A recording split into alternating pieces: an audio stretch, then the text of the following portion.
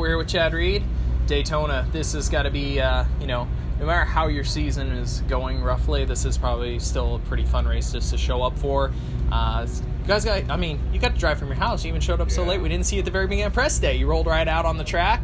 Your boy. That wasn't because we were here late. We had a little issue before we rolled out, but all good. I got a couple laps in. So like you said, Daytona is always unique. For me, it's always a fun race. Driving to the race and things like that. But just in general, I like Daytona. It's not always my favorite track because it's unique in some ways how it gets designed. But it's always a challenge. So this particular racetrack looks awesome.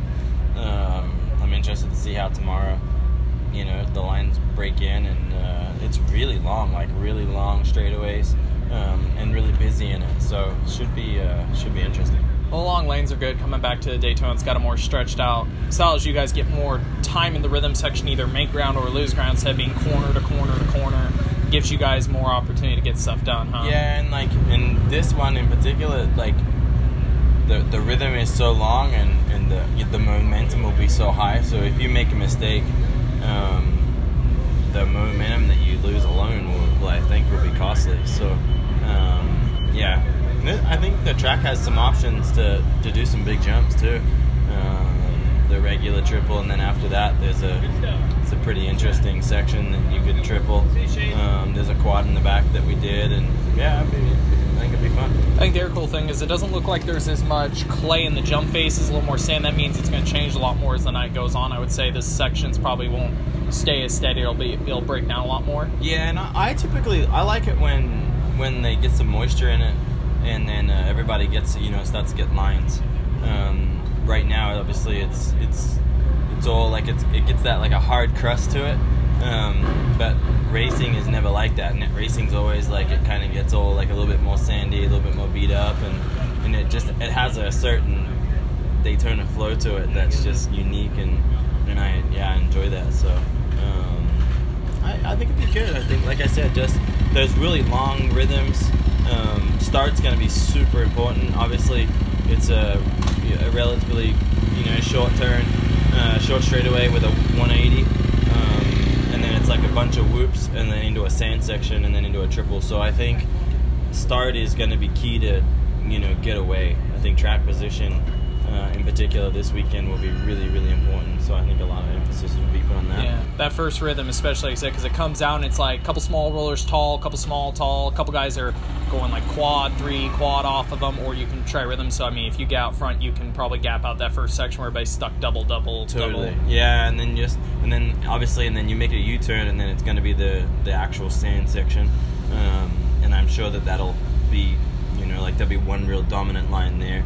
So I think that a whole shot or a couple of top three starts, I think that you can really get away with the front guys and then just take a huge advantage of that. Yeah. So something funny I heard you and Ricky chatting about was the time of the race, because of course this year we're on the time schedule. So a race like Daytona will probably be 17 laps because it's a little bit longer. You were joking about how the body mentally and physically, you've done 20 laps your whole career. You mind commenting on that a little bit? Yeah, it's funny. It's basically what you're saying is normally last year they changed it to 20 laps. So I think our race was almost a 30-minute race. But for whatever reason, it was 20 laps, and it just felt like 20 laps. It didn't feel like a 30-minute race. Where on a normal weekend we go 20 plus 1, and it just when you're going into 24 to 26 laps, I don't know why, but I guess a good reason why is I have spent my life and my career, professional career, just going 20 laps, and it's your body mentally and physically just knows and understands laps, Yeah. So the change to the minute, timed races has been I wouldn't say it's been a challenge, but it's been everything over 20 laps, your body just starts asking questions this feels weird, why am I going, and where so this weekend it'll be strange. We're only going to go 17 laps, which is probably going to be still obviously it's going to be over 20 minutes, but in my opinion it'll feel like a shorter race, you know. Yeah, compared to a week or two ago, we probably had a race that was like 25 laps long. So the last 5 laps, you're asking, what the hell are we doing out here? Yeah, no, it is, and it's so that's what we was kind of saying. And, it's weird that the body has such a muscle memory. You know? I agree. It's funny, even if you go to your local track, I would compare being in California, if we have to go do a day testing at Paris is so short. If you actually, I'm going to go out there and run track, after a while, you're just like, why have I done so many laps? Versus going to Glen Helen, you're 12 laps in, it's maybe like 18 to 20 Paris, but it doesn't feel as long. It doesn't. You're just programmed to do it. Totally, yeah. So it's a unique feeling, and it takes a little to get used to, and it's probably what's the biggest difference between outdoors these days, you know. Nowadays, they've cut the tracks down so much for TV and everything like that. I mean, in Europe, you see them, they're under a minute sometimes, you know? Yeah. Which is insane. Or should I say under 2 minutes, like right around like a minute 20 or something like that. That'd be a boring race to be a part of. Gosh, I couldn't even imagine. The couple of GPs I did a couple of years ago, and it was like that. You're like minute 20 lap times, and you just feel like you're just out there, you know, just doing lap after lap after lap, and track gets beat up more, you know, more people to deal with, everyone's all belted up, so yeah, no, it definitely changes it. Actually, weird one, this is totally off topic, I gotta ask you, from the years you did, when you did the GPs, did you get to race in Namur? I raced in Namur. Isn't that thing like super spread out? Isn't it? Yeah, really, it's like really a big, it's like a trials, you know, like just a big trail ride, you know, and it's pretty gnarly. Actually, the year I was there, I did the GP, and then I also did the donations that year that was there. I won the first moto, so yeah, one of my favorite tracks actually, to be honest. Like tree roots, hard packed sand, gravel, concrete. I mean, that track had it all. Rocks. So last one, it's partway into the season. I'll leave this one super blunt and let you answer. I saw you post on IG this weekend. You're labeling you in the group MacGyver. What have you been up to? You're doing your own program, so you can do a lot of your own things. Yeah, just trying to, you know, I feel like I'm at a point where I can start to feel things in my paces, you know, starting to come back into the window that it needs to be in. So I'm able to feel things, you know, positive and negatively on the bike. So yeah, we're trying to find some comfort, trying to figure out some things. You know, made some changes this week, and you know, obviously it's the KTM Husky. You know, Austrian brand bikes are uniquely different in the fact that they have a steel frame and some different things. So we're learning, should I say? We're learning things that we need.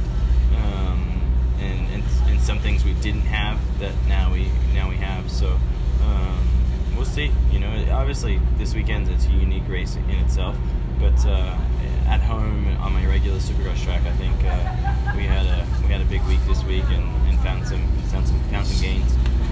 Tyler, the factory ride isn't exactly magical when you're probably still a little beat up. I mean, it's cool you're on the program, but I mean, how are you feeling after still what happened at Oakland? Is it still lingering a little bit? Yeah, for sure. Like you know, the week before I kind of got the call with these guys. Well, the week of I got the call with these guys. So the week before Tampa, it was the first week I started riding during the week again, and yeah, I'm still dealing with broken ribs, and, you know, broken finger and all that stuff. But it's not as bad as it was. But yeah, just trying to get the fitness back to where it was, and you know, it's hard to do it all and adapt to a totally different bike. You know what I mean? Like my bike was really good before, and it was kind of close to what these guys run.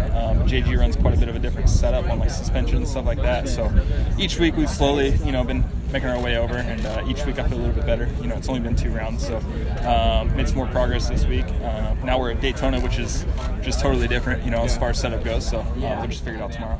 So how does that work? Because I mean, some of the, you know, guys that are more established with a team or just have the bigger rides, they all do something in Florida. They're all able to do the whole Daytona style prep the week before. What's your Daytona prep like? Were you still riding hard pack at K2 all week? Yeah, I rode K1 on the Monday, and then I rode Elsinore on Wednesday. So that's exactly what you do. Elsinore's perfect for, you know, Daytona prep. You know, that nice hard pack lake bed dirt. So maybe if you actually went over and rode by the lake bed, you'd be better off. Yeah, I think you're right. Yeah, go over and go over like where the homeless are or something, you know. Yeah, no, it's yeah, we did a little bit of prep, but yeah, I think these guys, they know what they're doing, so we'll go out in first practice, and if it's a little bit off, then we'll just adjust at each practice. It's not that big of a deal. Now, what's your actual past experience been like here at Daytona? Do you like the track? Do you vibe here, or is it usually kind of rough for you? It's hit or miss. You know, I've done a couple years here on teams, and yeah, I've only been on 2 years here where I was on an actual team, and then there's been 3 years where I was a privateer each year. You know, I came and did some after Arena Cross, and this was one of them. So I've had some where it was amazing. Some years I was just killing it, and then some years where it was the absolute worst race for me ever, and I never wanted to come back. So, you know, I've been doing this long enough that I had no expectations when I come here. It's just another race. So I come to Daytona and figure it out. You know, the track, I think it looks a little bit better this year. My thing is I'm not always the greatest at starts.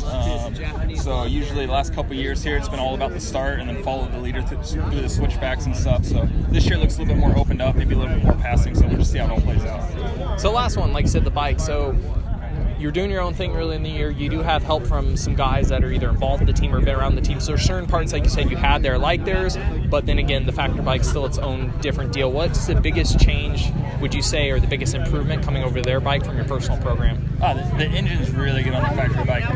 Not that my engine was slow or anything, but you know, they can do more with the mapping and stuff like that. You know, even at the race, there's more with the electronics on these bikes nowadays. It's crazy. So they also have so much data acquisition. You know, I'll be on the track saying I'm feeling something, and then they hook the suspension to a computer and they can tell me exactly what it's actually doing. So that's cool.